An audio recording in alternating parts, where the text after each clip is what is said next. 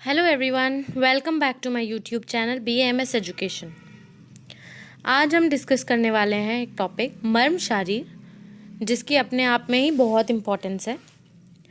First year में इस topic से 10 मार्क्स का क्वेश्चन हमें मिल ही जाता है। So I have prepared a content जो कि बिल्कुल एग्जाम बेस्ड है और उसके साथ कुछ explanation. If you want to add some extra points तो आप उस एक्सप्लेनेशन को भी अपने एग्जाम में कवर अप कर सकते हैं। कोई भी टॉपिक हम जब पढ़ते हैं तो सबसे पहले हमें उसकी निरुक्ति और व्युत्पत्ति देनी होती है। व्युत्पत्ति का मतलब होता है ग्रामर, वो वर्ड ग्रामेटिकली कैसे बना है, और निरुक्ति उसका लिटरल मीनिंग क्या है। मर्म शब्द की व्युत्पत्ति है मृ धातु में मनन प्रत्यय लगाने से मर्म शब्द बनता है। इसकी निरुक्ति है मार्यन्ति इति मर्माणि, मतलब जो मारता है वही मर्म है। मर्म वो है जिस पर आघात होने से या कोई भी चोट लगने से मृत्यु होती है।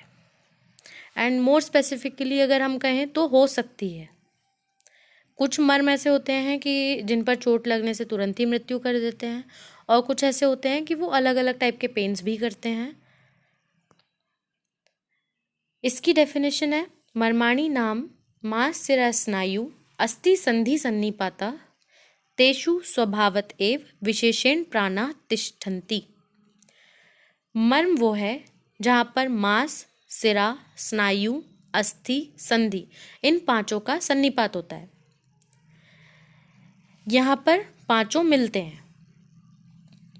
मर्म में स्वाभाविक रूप से ही हमारे प्राण रहते हैं, इसीलिए कहा जाता है कि मर्म पे आघात होने से प्राणों का क्षय हो सकता है, मतलब प्राणों का घात हो सकता है। अब आते हैं मर्म के लक्षण पर। लक्षण का क्या मतलब है कि कोई भी मर्म है उसका क्या लक्षण होगा, उसकी क्या कैरेक्टरिस्टिक्स होंगे। विषमम स्पंदनम यत्र पीड़िते रुक च मर्म तत्। सबसे पहला, जहाँ सिरा धमनी का स्पंदन जो होता है वो विषम हो, मतलब धीमी धीमी सी जो गति होती है। जहाँ पे मांस अस्थि को दबाने में पीड़ा की विषम उत्पत्ति हो, वो स्थान मर्म है। अब अगर हम नॉर्मली देखें तो कुछ लोग कहते हैं कि ये हमारी बॉडी के वाइटल पार्ट्स होते हैं, कुछ कहते हैं ये वाइटल वीक स्पॉट्स होते हैं, कुछ कहते हैं कि वाइटल एनर्जी पॉइंट्स होते हैं। मर्म जो होते हैं वो हमारी बॉडी की सरफेस पे लोकेटेड होते हैं। मर्म को एज अ डायग्नोस्टिक मार्कर भी यूज़ करा जा सकता है। मर्म के लिए एक और फ्रेज आता है पाथवे ऑफ इनर फार्मेसी, क्योंकि जो बॉडी है हमारी वो एक बायोकेमिकल लैब की तरह है, तो हम मर्म को कहते हैं कि it is a pathway of inner pharmacy. मर्म की टोटल संख्या 107 होती है। आचार्य चरक ने भी वही मानी है, आचार्य सुश्रुत ने भी वही मानी है, और आचार्य वाग्भट ने भी वही मानी है। इसका क्लासिफिकेशन अलग अलग बेसिस पे किया गया है। टोटल नंबर 107 ही है, बट उनके क्लासिफिकेशन को हमने कैटेगरीज में बांट दिया। सबसे पहले हमने किया षडंग के अनुसार, मतलब जो हमारे शरीर में षडंग हैं, 4 शाखाएं, एक मध्यम भाग और एक शिर, इन 6 के बेसिस पे अलग किया। फिर परिणाम के अनुसार, परिणाम मतलब रिजल्ट के अनुसार। अब रिजल्ट किस चीज़ का है, कोई भी मर्म हमारा है उस पर अगर हम आघात करते हैं तो उसका क्या रिजल्ट आता है, उसके बेसिस पे हमने क्लासिफाई किया। फिर रचना के अकॉर्डिंग, मतलब जो एक मर्म है वो किस चीज़ से बना हुआ है, क्या वो मांस का है, क्या वो सिरा मर्म है, इस बेसिस पे हमने अलग क्लासिफिकेशन किया है। फिर है परिमाण के अनुसार। परिमाण मतलब कि वो कितने डायमेंशन, मतलब अर्ध अंगुल है, 2 अंगुल है, इस बेस पे हमने अलग उसका क्लासिफिकेशन किया है। तो सबसे पहले हम देखते हैं षडंग के अनुसार। षडंग मतलब शाखाओं में, शाखाओं में मतलब हमारे एक्सट्रीमिटीज़ जो हो गई। एक हाथ या एक पैर में होती हैं 11 मर्म, तो टोटल कितने हो गए 44।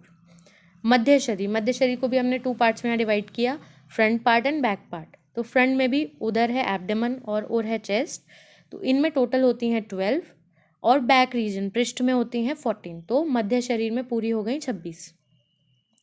फिर है ऊर्ध्व जत्रुगत। ऊर्ध्व जत्रुगत मतलब क्लैविकल के ऊपर, तो क्लैविकल के ऊपर शिर और ग्रीवा में टोटल हमारे 37 मर्म होते हैं। तो इनका टोटल आएगा हमारा 107। सेकेंड क्लासिफिकेशन हमने रचना के अकॉर्डिंग किया। अब रचना में आचार्य सुश्रुत ने 107 माने, आचार्य वाग्भट ने भी 107 माने, पर अष्टांग संग्रह में क्लासिफिकेशन इनटू 5 एंड अष्टांग हृदय में क्लासिफिकेशन इनटू 6। पर हम आचार्य वाग्भट का जनरलाइज क्लासिफिकेशन देखेंगे। तो आचार्य सुश्रुत ने जो 5 माने वो हैं मांस मर्म, सिरा मर्म, स्नायु मर्म, अस्थि मर्म और संधि मर्म। एक एक्स्ट्रा जो आचार्य वाग्भट ने माना है वो है धमनी मर्म, जो आचार्य सुश्रुत ने नहीं माना। तो अकॉर्डिंग टू आचार्य सुश्रुत मांस मर्म 11 है और आचार्य वाग्भट के अकॉर्डिंग 10 है। सिरा मर्म आचार्य सुश्रुत के अकॉर्डिंग 41 और वाग्भट के अकॉर्डिंग 37। स्नायु मर्म आचार्य सुश्रुत के अकॉर्डिंग 27 और आचार्य वाग्भट के अकॉर्डिंग 23। अस्थि मर्म दोनों के अकॉर्डिंग ही 8 है। संधि मर्म भी दोनों के अकॉर्डिंग 20 है।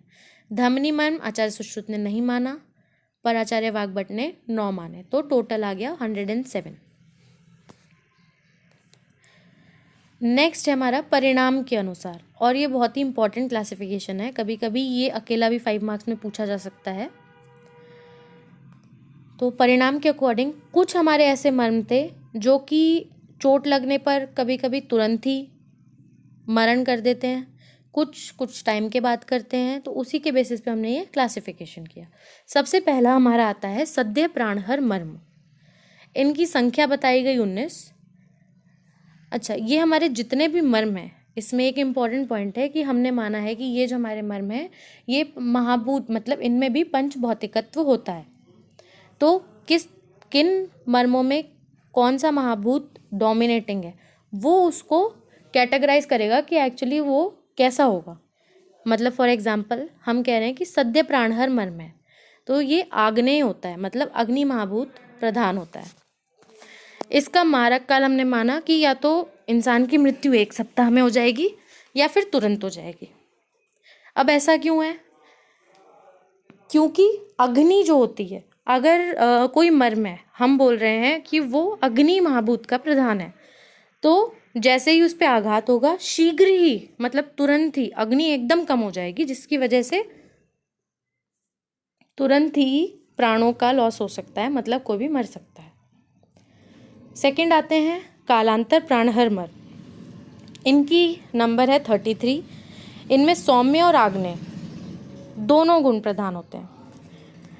इसके लिए आया है कि ये एक पक्ष में मारक होता है, मतलब 2 से 4 हफ्ते, मतलब लगभग 15 दिनों में इसमें डेथ हो सकती है। तो अब हम कह रहे हैं कि डेथ तो हो रही है, क्यों हो रही है? क्योंकि अग्नि है, वो शीघ्र कम होगी। लेकिन कुछ टाइम बाद क्यों हो रही है? क्योंकि सौम्य भी है जो कि धीरे धीरे कम होता है। तो इन दोनों का जब हमारा कॉम्बिनेशन बना तो आया कि हाँ, डेथ तो कॉज करेंगे पर थोड़ा सा डिले कर देंगे। नेक्स्ट हमारे आते हैं विशल्यग्न। विशल्यग्न है 3। विशल्यग्न का क्या मतलब है कि अगर उस मर्म पर किसी शल्य से आघात किया गया है, शल्य मतलब चलो कोई तीर मान लेते हैं हम, कोई तीर लगा है, जब तक वो तीर उस मर्म पर है तब तक कुछ नहीं होगा। अगर आपने उस तीर को निकाल दिया तो तुरंत ही प्राण जा सकते हैं। ठीक है, शल्य निर्हरण पश्चात मृत्यु। अब इसका ये मतलब तो नहीं है कि अगर हम उसको लगा ही रहने दें तभी इंसान जीवित रहेगा। तो इसके लिए एक और है कि या तो शल्य लगा रहे तब इंसान जीवित रहेगा, या फिर जो वो व्रण है वो पक जाए, उसके बाद जब शल्य निकल जाता है तब भी इंसान जीवित रहता है। तो इसमें 2 कंडीशंस आ जाती हैं। व्रण पकने के बाद अगर शल्य निकल रहा है तो भी मृत्यु नहीं होगी, और शल्य जब तक अंदर है तब भी मृत्यु नहीं होगी। अब ऐसा क्यों है? क्योंकि ये वायु महाभूत प्रधान है। ओके, वायु के साथ क्या होता है?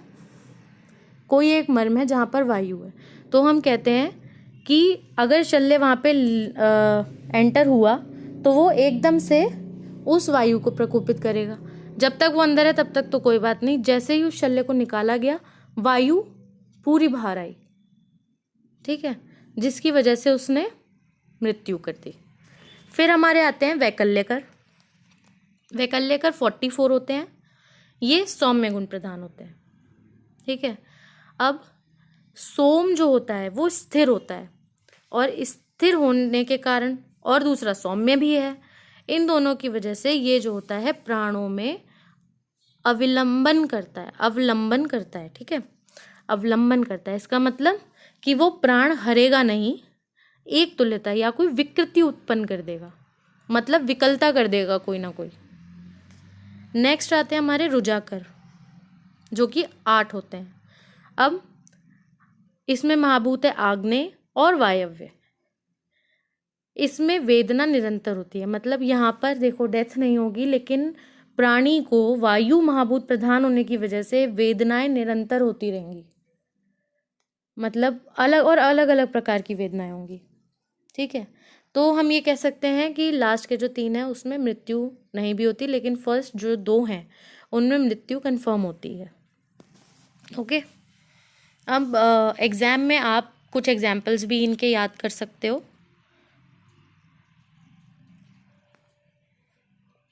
नेक्स्ट क्लासिफिकेशन हमारा आता है परिमाण के अनुसार।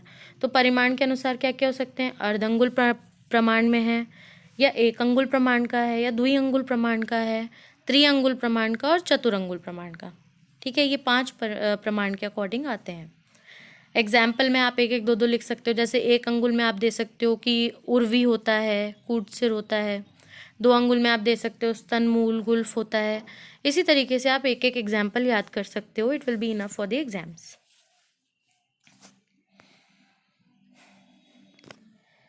लास्ट टॉपिक है हमारा मर्म का महत्व। पर उससे पहले मैं आपको बताऊंगी कि अगर कभी कभी हमारे मर्मों पे आघात होता है तो लक्षण क्या आते हैं। देखो, ये पॉइंट एक्स्ट्रा स्कोरिंग हो जाता है, लाइक जितना कंटेंट है दैट इज़ इनफ, पर आपको और एक्स्ट्रा स्कोर करना है 1-2 नंबर, तो आप ये भी ऐड कर सकते हो। फॉर एग्जाम्पल मांस मर्म है, मांस मर्म पर अगर आघात होता है तो क्या होता है? स्पर्श ज्ञान का अभाव हो सकता है, ठीक है। मांस, आप ऐसे देखो, कुछ ट्रिक से याद करना पड़ता है। मांस है, स्किन समझ लो, तो स्किन पे चोट लग रही है तो आपको सेंसेशन फील नहीं होगी, स्पर्श ज्ञान नहीं होगा। सिरा मर्म है, सिरा मर्म में क्या होगा? सुरेंद्र गोप प्रतिमम, ओके, घाव से रेड ब्लड आ सकता है, ऐसे समझो, ठीक है। स्नायु मर्म पे चोट लग रही है तो शरीर की जो क्रियाएं हैं वो थोड़ी सी हैम्पर हो जाएंगी, क्योंकि वात का प्रकोप हो जाएगा। अस्थि में अगर अस्थि मर्म पर आघात हुआ है तो दिन रात दर्द होगा, ठीक है। और जो व्रण होगा वो भी धीरे धीरे बढ़ेगा। संधि मर्म पे अगर आघात होता है तो शोफ की अति वृद्धि होती है, बल का क्षय हो सकता है, ठीक है। और संधि के कार्यों में थोड़ा सा हैम्परिंग हो सकती है। सद्य प्राणहर मर्म होते हैं, इन पे आघात हो जाता है तो इंद्रियां जो होती हैं वो विषय का ज्ञान नहीं करा पाएंगी, मतलब हैम्पर होंगी। मन बुद्धि सब पर असर होगा, वेदनाएं भी होंगी। कालांतर प्राणहर मर्म में धातु क्षय होता है, ठीक है। ये एक एक टर्म है, आप एक एक टर्म को भी अगर लिखोगे तो it will be very good for exams. वैकल्यकर जो होते हैं, इसके लिए आता है कि अगर कोई बहुत निपुण वैद्य है वो ही इसको ठीक करता है, वरना विकलता आती ही है। विशल्यग्न है, जब तक शल्य है तब तक ठीक रहेगा, शल्य बाहर निकालने पर व्यक्ति मर जाएगा। या फिर व्रण का पाक होगा, तब शल्य निकल रहा है तभी व्यक्ति जीवित रहेगा।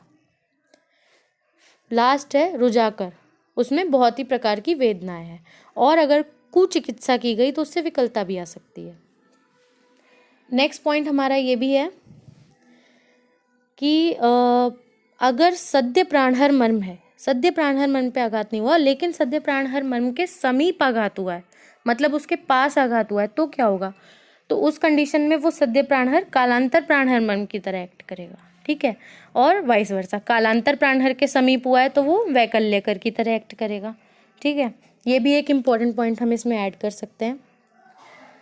फिर एक एक्स्ट्रा पॉइंट में आता है कि एक्चुअली ये मर्म जो हैं वो वर्क करते कैसे हैं। तो देखो, हमने बताया कि मर्म पर प्राण रहते हैं, ठीक है। हमारे जो 12 प्राण हैं वो वहाँ रहते हैं। उन प्राणों को अगर हम कंप्रेस करते हैं, ठीक है, प्रेशर देते हैं, क्योंकि मर्म अगर हम देखो थोड़ा सा मॉडर्न के अकॉर्डिंग को रिलेट करें तो वो वर्क कैसे करते हैं? जब हम प्रेशर अप्लाई करते हैं। प्रेशर क्या कर सकता है?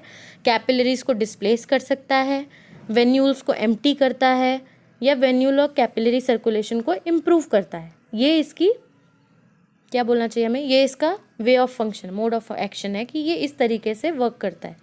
तो ऐसे ही आयुर्वेद में प्राण वहाँ पर रहते हैं, तो प्राणों को कंप्रेस करते हैं, और वो प्राण कौन से हैं, जो कि हमारी बॉडी में कंजेशन कर रहे हैं, पेन कर रहे हैं, तो इनको जब हम कंप्रेस करेंगे इसकी वजह से एक प्रेशर से ये रिलीफ दे सकते हैं। ठीक है। फिर शल्य कर्म, शल्य कर्म जो भी होता है हम कहते हैं कि हमें मर्म स्थान से बचा कर ही करना चाहिए। वो अब हमारा चलो इसमें आएगा। अब इसकी एक एग्जाम्पल दे सकते हैं कि हम रोज़मर्रा की ज़िंदगी में या फिर हम आसपास की नॉर्मल लाइफ देखें तो उसमें हम कहाँ मर्म को देखते हैं। तो मार्शल आर्ट्स बहुत अच्छा एग्जाम्पल है। मार्शल आर्ट्स में मर्म का यूज़ किया जाता है। जो मल्ल युद्ध होता था पहले, उसमें मर्म को यूज़ किया जाता था कि उस पॉइंट को कंप्रेस करके एकदम जो सामने वाला है हमारे, उसकी हम वाइटल एनर्जी को कम कर दें। तो इसीलिए मर्म को मैंने कहा था कि वाइटल एनर्जी पॉइंट्स की तरह भी एक्सप्लेन किया जाता है। ओके। अब आता है हमारा लास्ट में मर्म का महत्व। तो आयुर्वेद शास्त्र में चिकित्सा के 8 अंग बताए गए इंपॉर्टेंट। ठीक है। एग्जाम्पल है कि औषधि से करना है, क्षार कर्म, अग्नि कर्म, रक्त मोक्षण, शस्त्र कर्म एट्सेट्रा। ये सब हमारे मेन 8 हैं जिनसे हम चिकित्सा करते हैं। तो शल्य चिकित्सक को क्या करना चाहिए? शल्य चिकित्सक के लिए मर्म बहुत इंपॉर्टेंट होता है, क्योंकि जितनी भी सर्जरीज वो करेगा, जैसे हम मॉडर्न में कहते हैं कि कोई भी सर्जरी कर रहे हो तो उसमें कोई नर्व सप्लाई नहीं कटनी चाहिए, कोई भी ऐसी आर्टरी में कट नहीं लगना चाहिए कि हम ब्लड को फिर रोक ही ना पाएँ। वैसे ही मर्म है, मर्म पे कोई भी कट नहीं लगना चाहिए या फिर कोई भी इंजरी नहीं होनी चाहिए, क्योंकि हमने अभी डिस्कस किया कि आघात करने से क्या क्या प्रॉब्लम्स हमें आती हैं। इसीलिए शल्य का विषयार्ध कहा गया है मर्म को। This is a very important point कि शल्य का विषयार्ध क्या है? मर्म। मतलब आपको सर्जरी में जितना कंटेंट पता होना चाहिए, ओके, एक सर्जन बनने के लिए जितना आपको कंटेंट पता होना चाहिए उसका आधा पार्ट मर्म कवर करता है। कहीं पे भी सर्जरी करने के लिए आपको पता होना चाहिए कि उस पॉइंट पे मर्म कहाँ पर है और मुझे इस पॉइंट को टच नहीं करना है, इसके आसपास से निकलना है। सो ये मर्म का बहुत ही ज़्यादा इम्पॉर्टेंट कंट्रीब्यूशन है हमारे शल्य चिकित्सा में। ठीक है। इसका सूक्ष्म से सूक्ष्म और स्पष्ट ज्ञान अवश्य ही होना चाहिए। ये हमारा पूरा था मर्म के बारे में। अगर आप इतना भी लिखते हैं तो आउट ऑफ 10 7 to 8 मार्क्स आपको ईजिली मिल जाएंगे। इतना कंटेंट भी इनफ होता है according to the first year मर्मशारी when we are studying about it. Okay. अच्छे से ये टॉपिक प्रिपेयर करो, क्योंकि ये फर्स्ट ईयर के बाद 4th ईयर में भी आपको फिर से पढ़ना है, जिसमें आपको डिटेल्ड उसकी पोजीशंस वगैरह आएंगी। तो मैंने बहुत ही बेसिक ही एक्सप्लेन किया है। कोई डाउट्स हैं तो आप उसको कमेंट कर सकते हो। And please do like, share and subscribe my channel. ये वीडियोस को आप और अच्छे से शेयर करो ताकि मैं भी थोड़ा मोटिवेट हूँ और अच्छे से वीडियोस को बनाऊँ। और कुछ भी अगर इसमें डाउट्स हैं तो you can ask me the comment box.